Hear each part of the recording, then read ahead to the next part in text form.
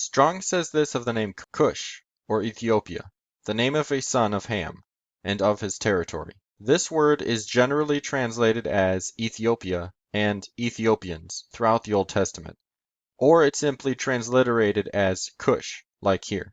And the sons of Ham, Cush, and Mizraim, and Put, and Canaan. And the sons of Cush, Seba, and Havilah, and Sabta, and Rama, and Sabtika. And the sons of Rama, Sheba, and Dedan. And Cush begat Nimrod. He began to be a mighty one in the earth. He was a mighty hunter before Jehovah. Wherefore it is said, like Nimrod, a mighty hunter before Jehovah. And the beginning of his kingdom was Babel, and Erech, and Akkad, and Calneh, in the land of Shinar. Out of that land he went forth into Assyria, and builded Nineveh, and Rehoboth-ir, and Calah, and Rezin between Nineveh and Calah. The same is the great city. Strong says this of the name Sheba, the name of 3 early progenitors of tribes and of an Ethiopian district. It makes sense that Sheba would be in Ethiopia, because Cush, Sheba's grandfather, is, as I said before, what the Hebrews called the Ethiopians. The account of how the Queen of Sheba came to Solomon can be found in 1 Kings chapter 10 and 2 Chronicles chapter 9. Jesus called the Queen of Sheba the, quote, Queen of the South, in Matthew chapter 12, verse 42, which agrees with Sheba being in Ethiopia, which is south of Israel in Africa. 3,000 years ago, the beautiful Makeda, Queen of Sheba, traveled to Jerusalem, and there she conceived a son. And when her time was near, she grew anxious, and she said to King Solomon that she wished to return to her own land. And Solomon sent with her the firstborn of his people to accompany her to Ethiopia and be companions to his son. And from the 12 tribes came these Jews they called Falashas, the wanderers.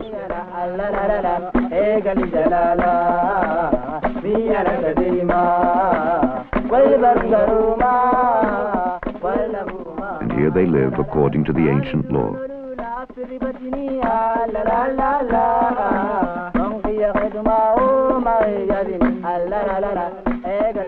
Devoted to their God and to the potter's craft.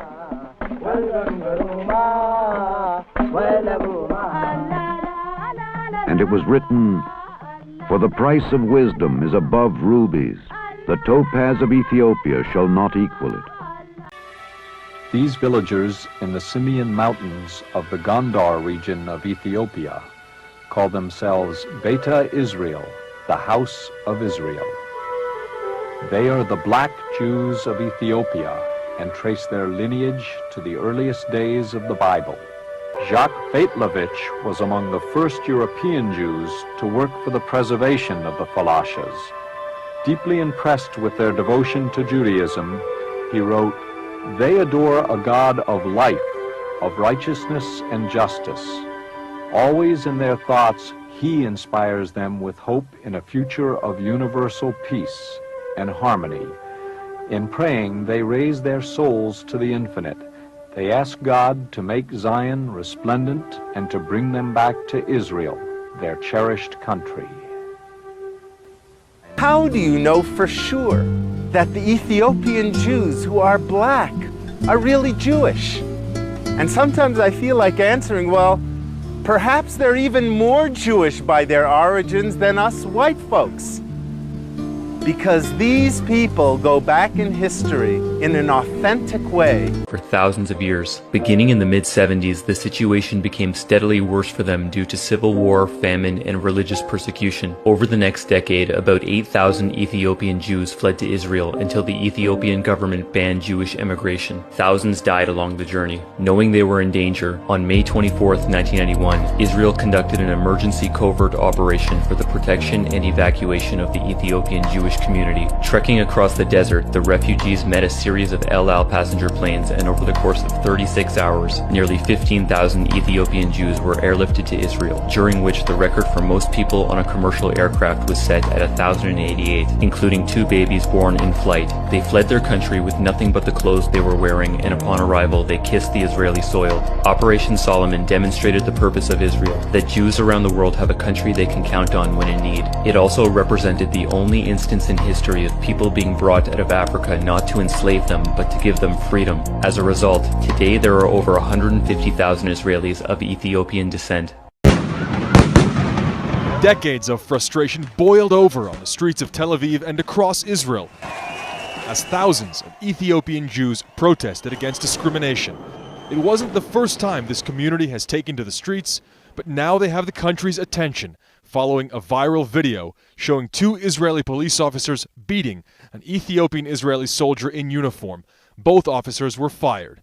But this video was a tipping point, a symptom of a much bigger problem. Ethiopians say they're treated like second-class citizens. Of the 140,000 Ethiopian Jews living in Israel today came over in two massive airlifts in the late 80s and early 90s. The Ethiopians were welcomed with open arms, but the dream gave way to new challenges.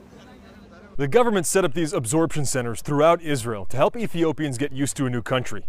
The trouble is, too often, Ethiopians say they struggle to find acceptance. Unemployment in the Ethiopian community is 13%, nearly 3 times the national average, and Ethiopians earn a third less than Israelis. According to Tebeka, an Ethiopian advocacy group, less than 2% of Israelis are Ethiopians, but Ethiopians make up nearly 20% of the youth prison populations. Ethiopians have been protesting discrimination for years, especially in 2013 after the government admitted to coaxing Ethiopian women into taking birth control before moving to Israel.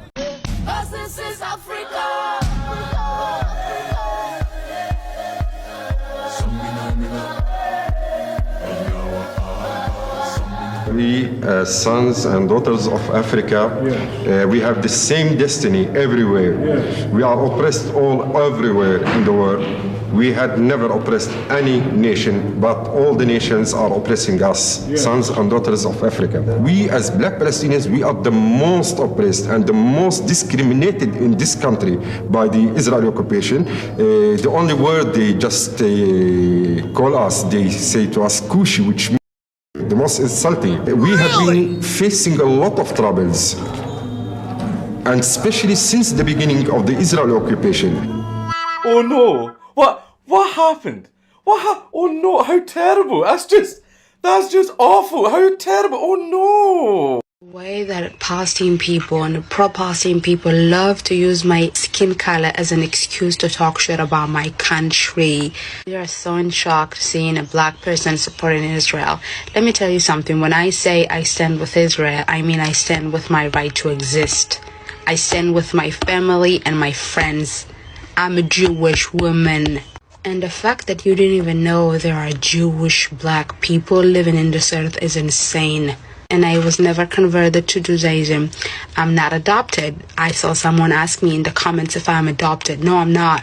I was born Jewish to a Jewish mother.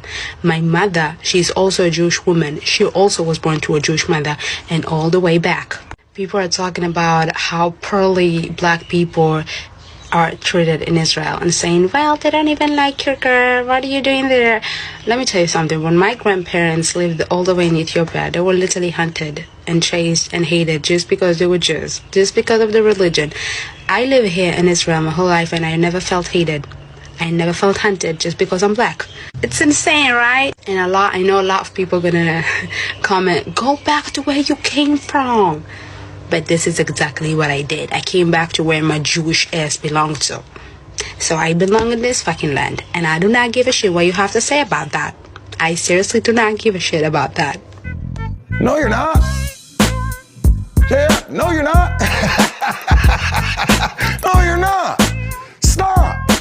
Where we at? We at Tel Aviv. And I'm with Chayalev. What is it like being a black woman in Israel? It's dope. It's not like a big deal. Like, I'm just a Jewish woman, first of all. People want to know in Israel if black Jews deal with racism. Ooh, this is a good question. My experience as an American is very different from maybe an Ethiopian, right? Because I have a privilege of having an American passport. So me personally, that has not been my experience. Once or twice, I've been asked if I'm a Jew, but it was always an American. I think that, we're out there, but we're scattered like glass, and so people don't really know that we exist in big forms, but we out here, baby. We outside, baby. We outside. I am so happy to be a chocolate blickety blickety back, you can come get some kosher soul food at my house. We just have variety, and I'm happy to be here. The Israel in the Bible is not the same Israel as today. And I know what you're thinking, and you're already jumping into conclusions, but hear me out. People are over here fighting and debating over a misunderstanding of what Israel actually means. They think that the modern Israel is the same as the Israel God promised in the Bible. It's not. In the Bible, Israel means two things. First, Israel was a person. In Genesis 32, Jacob wrestled with God, literally fought him all night long. And after that, God changed his name to Israel, which means he struggles with God. Second, Israel became a nation. Jacob's 12 sons became the 12 tribes of Israel, God's chosen people. But hear this out, they were not chosen because of their land. They were chosen because of God's promise. The nation of Israel existed under kings like David and Solomon. But guess what? They lost their land. They were exiled because they turned away from God. Fast forward today, Israel was founded in 1948 as a political state. But that's not the same as biblical Israel. It's not ruled by biblical law, not everyone there is a descendant of the 12 tribes, and the land does not define God's people. Faith does. So when people think that defending modern day Israel is the same as defending God's chosen people, no, you're missing the whole point of scripture. God's Israel was never about land, but about a relationship with him. Took us right out of Egypt, brought down the walls of Jericho, did that by the voice of his people. We went to war with Amalek, Moses lift up his arm, we prevailed. Elastic fire from heaven, Messiah took the keys of hell. Told Gideon 300 men, give him trumpets, the God of Abraham, who really wanted. Protected Daniel, off them lions did nothing. We had an Amorite dying and running. The father said hailstones and they crushed them. Open waters with the Ark of the Covenant. Pharaoh chariots, they really discovered it. Sinai still black at the top like some loving me. He gon' deliver us out of this land. He did it one, about to do it again. Ancient of days, send your mighty hand. We reading your prophets and trust in your plan. Milk and honey, Father, we want the lane. I hope them fake Jews hear what I'm saying. He did it one, about to do it again. He did it one, about to do it again. Look what he did for his people. How can we ever forget? He took us straight out of Egypt. He about to do it again. Father, get rid of the